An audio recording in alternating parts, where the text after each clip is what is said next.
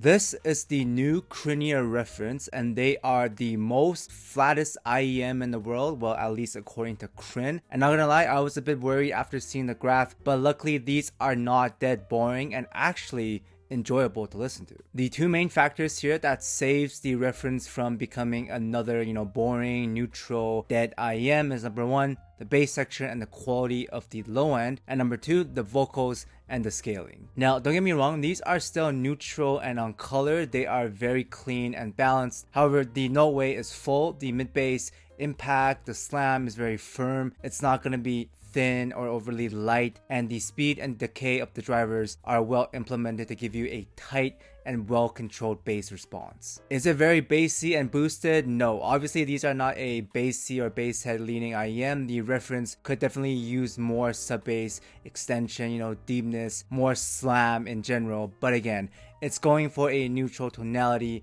and the bass weight impact quantity is enough for a quote-unquote reference IEM. However, the most important trait of the reference is that it is smooth, and it can scale very well with volume very high when it comes to scaling potential, which means even though it's neutral, it's still going to be immersive because of the scaling factor, and I highly recommend using them at higher than normal volumes. And the rest of this review is based off of me listening to these at around 75 to 80 dBs. Now, since the treble and the bass is tamed down on the reference, this also means the focus is shifted more towards the 2 to 3K region and makes the vocals pop out and place them or pushes them a little bit more forward when it comes to the overall mix. Then adding on that extra volume and scaling on top, it really allows the artist to have great power, great clarity, which makes the reference really good for vocals and mid-range instruments. And basically, this is a cleaner and slightly more open feeling version of the Sophier's Volume S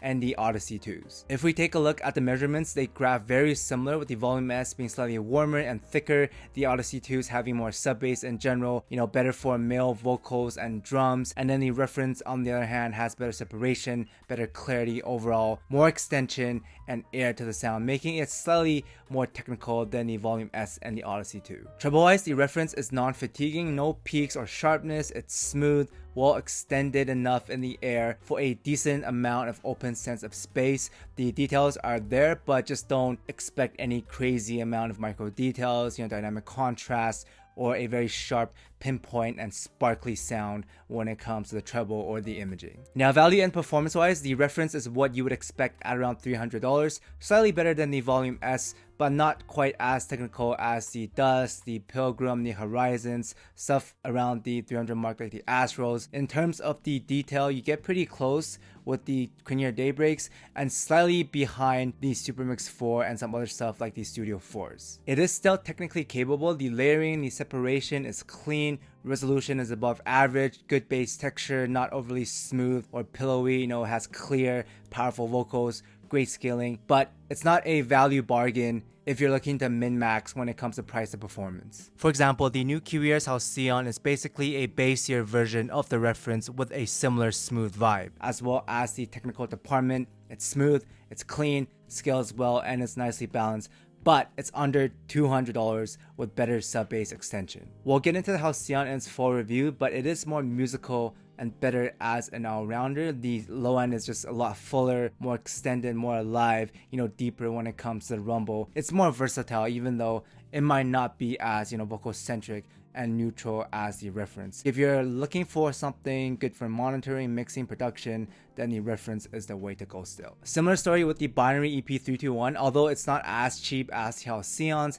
it is still $40 less, and the reference goes on sale for like $270, so it is pretty good when it comes to value. It's also more technical while giving you, that clean, balanced sound, great vocals. It just has better treble air extension detail while also rocking 2 DDs or double Ds for the bass region. Main difference is that the EP321 is not going to be as smooth and full. You can make an argument that the timbre, the scaling is much better on the reference. I would agree with that. And more vocal centric, more power, more focus in the vocals, sure. But I just wish the reference was a little more technical and resolving for the price, or the price was a little bit cheaper for the technical performance. So the main issue is actually not the sound, because it is enjoyable as a scaling set, but I just think these are $50 to $100 too much. Like, I get it, Crin's using premium Sonian and Noise BAs, props to him and CRINEAR for that. And it's got double Ds and the low end for the bass again, great. However, the HALCYONs, the EP321s, both have DDs, BAs, and a well implemented MEMS driver, which basically evens out the playing field when it comes to branded BAs. Which is why to me the reference is a side grade to the other two. If you want a smoother and more vocal centric sound that scales great, go for the reference. If you want the most detail and clarity while being clean and balanced, go for the EP321s. And if you want the best all-rounder sound and the deepest sub-bass extension that also has good scaling, then that would be the HALCYONs. So the asking price on the reference should reflect how it stacks up to the others. Like, yes, the reference does have a more premium build and packaging. The CNC metal overall build is very nice, feels very premium. Cable, case, overall packaging, accessory is better than the other two. In an ideal world, these should be priced around $250 to $300 before it goes on sale. A little bit more premium, than the HALCYONs because of the build and the packaging, but slightly cheaper than the EP321s because it's also slightly less technical overall. Now, with that said, the reference is one of the few sets that scales very good with K-pop, J-pop, more energetic genres while sounding engaging and not completely dead or like overly boosted, bright, and unnatural. While I was testing my K-pop playlist, I was at around 75 dBs the entire time, and I never had to adjust the volume even once, which is very good when it comes to volume matching. And every song sounded engaging, well balanced, smooth, and natural. To me, the reference is ideal when it comes to K-pop, J-pop, pop, since the tamer upper mids and the treble cancels out the more energetic, production and the mixing, while the vocals still pop out nicely because of the tilt, the shift, focusing more towards the mid-range. And just overall, it makes it sound, natural, balanced instead of being overly bright and sharp. Other genres like ballads, R&B, acoustic, instrumentals, anything vocal related or vocal centric sounds pretty good with scaling on the reference. The only genres I don't really recommend them is hip hop, rap, jazz, EDM, dubstep, basically any track that needs the extra sub bass and treble energy, or else it's gonna sound lifeless and too neutral, which is kind of what happens on the reference. So aside from those, the rest sounds pretty good. Scaling wise, these are very good. I'm hovering 80 dBs on very slow songs and usually 75 at a normal energy level. I don't really recommend them at mid to lower volumes because of the tamer treble, the tamer bass.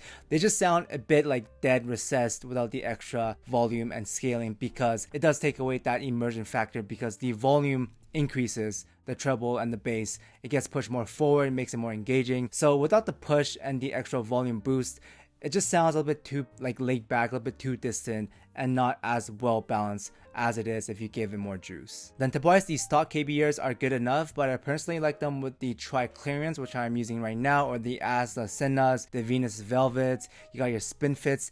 Anything that can boost the treble and the bass texture a little bit more, makes it less neutral, gives it more contrast. Those will make the sound a little bit better. But any tip will work as long as you don't tame the upper mids even more with foams or senkais, because it's just gonna sound too flat at that point. Doesn't sound good, trust me on that. Yeah, but feel free to mess around with that. As for some other comparisons versus the Dusk, I do prefer the tuning on the reference a little bit more because it does scale better. It's more immersive, it's smoother than the Dusk. The vocals are more powerful. It doesn't have that sizzly microplanar timbre in the treble, and overall it's just more natural and again more engaging and immersive because of the scaling and lower energy when it comes to the treble. However, value wise, I would say the Dusk is slightly better. It just pulls out a little bit more detail in the treble, the air, the extension, the resolution, the sharpness is slightly better when it comes to the transients.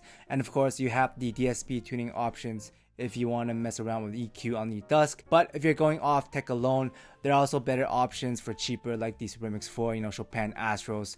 So out of the two, when it comes to the overall package, I'm leaning more towards the reference because of the better vocals and the scaling, as well as the timbre. Then versus some all-rounders like the Kiwi's Astral, the Dooney 142, the Zcat Crescent, all of those are going to be more technical, more detailed, more exciting in the playback. They're more colored, more vibrant in the sound, less smooth, more pinpoint in the imaging, has better dynamic contrast and punchier bass in general. So basically a more colored and slightly more V-shaped version of the reference. If you listen at mid volume and your library has a lot of hip hop, rap, EDM, pop, then the Astrals and the other all-rounders are going to sound more engaging, more lively, because again, these can sound a bit too neutral and flat on some of those genres. However, if you want a more vocal-centric playback like me sometimes, if you want to vibe out to like ballads, then the reference will sound more extended, clear, powerful, better scaling potential, and overall more immersive in the sound when it comes to vocals. But in conclusion, do I recommend the reference and should you buy it?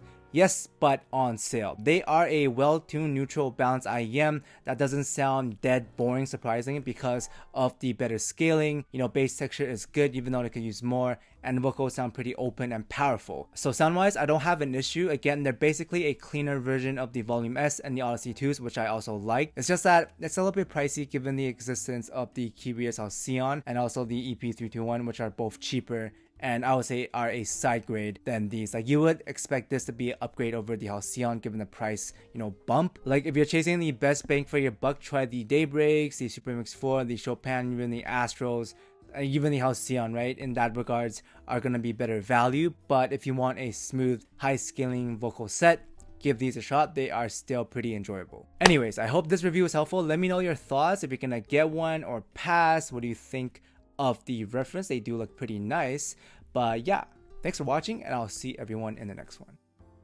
Special thanks to Mr. Dom Q, Zenu, B. Urak, Walker Standard, User, Scressa, Guava Juice Bane, Polly J, Mr. Gorilla, CT Jax, Henry Claudia, Son of a Horse, 777ZK, PM The Wizard, Obi, Treble Extended, Matt Herc, TR8, Shembakle, FKSRG, Cousin Fat Fat, Tomat Pat for Shake, Atwell, Addy, Michael, Trackstar, Raphael, Ori, Ryan, Juniper, Effinadim, Chimika, Raj, Javir, Gelwag, Ocean, BC Knight, AK131, Emin Gelato, Unbalance, Victor, Tuna, JRX, Samuel, John Simon, Archie, Forrest, Ninja Watcher, The Audio, Brendan Fish, Sir Eisen, JPLA, Partly Timed, Blue Nerd, ATGBB, Furuto, Geranium, Derek, Spinner, Connor, Prala, Kelvin, Raj, Kolar, Ya Boy Banana, Revolution, Suloy, Call Me Blue, Etune, Sachin, and Grizzly. Thank you guys so much for the support.